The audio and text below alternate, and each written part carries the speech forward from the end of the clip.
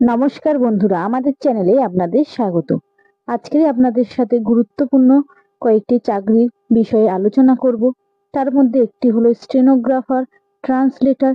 এই সব পদে আপনারা কিভাবে আবেদন করতে পারবেন, লাস্ট ডেট কবে, এখানে ফর্ম ফিল আপ হচ্ছে কবে থেকে, এই বিষয়ে সমস্ত কিছু আজকে আপনাদের সাথে শেয়ার করব।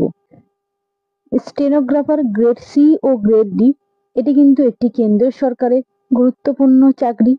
কেন্দ্রীয় সরকারের বিভিন্ন অফিসের কাজের জন্য স্টেনোগ্রাফার গ্রেড সি ও স্টেনোগ্রাফার গ্রেড ডি পদে কয়েকশো ছেলেমেয়ে নেওয়া হবে। যে কোনো শাখায় উচ্চ মাধ্যমিক পাশ হলে ছেলেমেয়েরা কিন্তু এই পদের জন্য আবেদন করতে পারবে। গ্রেড ডি স্টেনোগ্রাফার পদের বেলায় ইংরাজি শর্ট হ্যান্ড ও কম্পিউটার টাইপিংয়ে মিনিটে অন্তত ৮০টি ও ৫০টি শব্দ তোলার গতি থাকা দরকার। আর গ্রেড সি স্টেনোগ্রাফার পদের বেলায় ইংরাজি শর্ট হ্যান্ডে ও কম্পিউটার টাইপিংয়ে মিনিটে অন্তত ১০০টি ও ৪০টি শব্দ তোলার গতি থাকা দরকার। বয়স হতে হবে স্টেনোগ্রাফার গ্রেড সি পদের বেলায় ১৮ থেকে ৩০ বছরের মধ্যে এবং স্টেনোগ্রাফার গ্রেড ডি পদের বেলায় ১৮ থেকে ২৭ বছরের মধ্যে। প্রার্থী বাছাই করবে কিন্তু স্টাফ সিলেকশন কমিশন। ২০২৫ সালের স্টেনোগ্রাফার গ্রেড সি ও গ্রেড ডি এক্সামিনেশনের মাধ্যমে প্রথমে কম্পিউটার বেসড পরীক্ষা হবে অক্টোবর এবং নভেম্বর মাসের দিকে।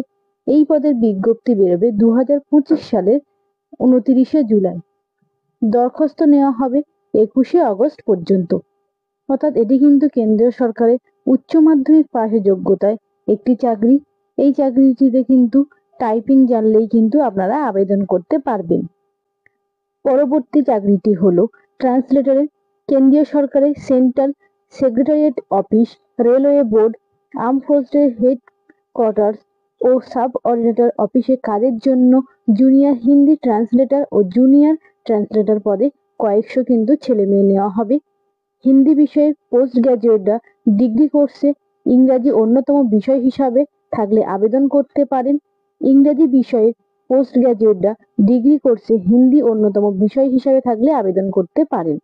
হিন্দি মাধ্যমের যে কোনো বিষয়ে মাস্টার ডিগ্রি কোর্স পাশেরা ডিগ্রি কোর্সে ইংরেজি আবশ্যিক বিষয় হিসেবে থাকলেও কিন্তু যোগ্য। ইংরাজি মাধ্যমের যে কোনো বিষয়ে মাস্টার ডিগ্রি কোর্স পাশেরা ডিগ্রি কোর্স এবং হিন্দি আবশ্যিক বিষয় হিসেবে থাকলে তারাও যোগ্য। যে কোনো বিষয়ে মাস্টার ডিগ্রি কোর্স পাশেরা ইংরেজি ও হিন্দি বিষয়ে ডিগ্রি পাস হয়ে থাকলে এই পদের জন্য কিন্তু আবেদন করতে পারবেন। অর্থাৎ ট্রান্সলেটর এই পদের জন্য আবেদন করার ক্ষেত্রে হিন্দি এবং ইংরেজি বিষয়ে ডিগ্রি কোর্স পাস হলে আবেদন করতে পারবে। ওপরের সব ক্ষেত্রে হিন্দি থেকে ইংরেজি ট্রান্সলেটর সার্টিফিকেট বা ডিপ্লোমা কোর্স পাস হতে হবে, কিংবা হিন্দি থেকে ইংরেজিতে ট্রান্সলেট সংক্রান্ত কাজে ও ভাইস ভার্সা সংক্রান্ত কাজে ২ বছরের অভিজ্ঞতা থাকলে কিন্তু আবেদন করতে পারবেন।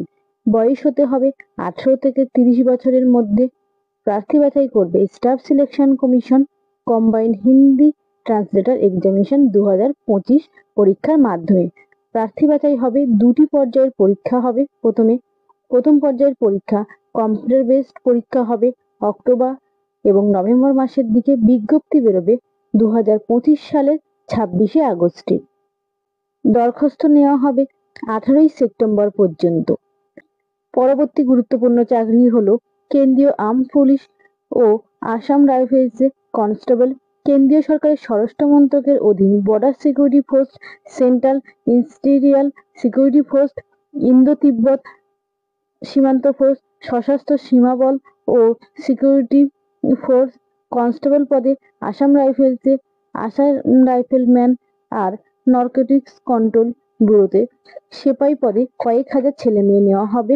আবেদন করতে পারবে মাধ্যমিক পাস ছেলে মেয়েরা এই পদের জন্য। বয়স হতে হবে ১৮ থেকে ২৩ বছরের মধ্যে।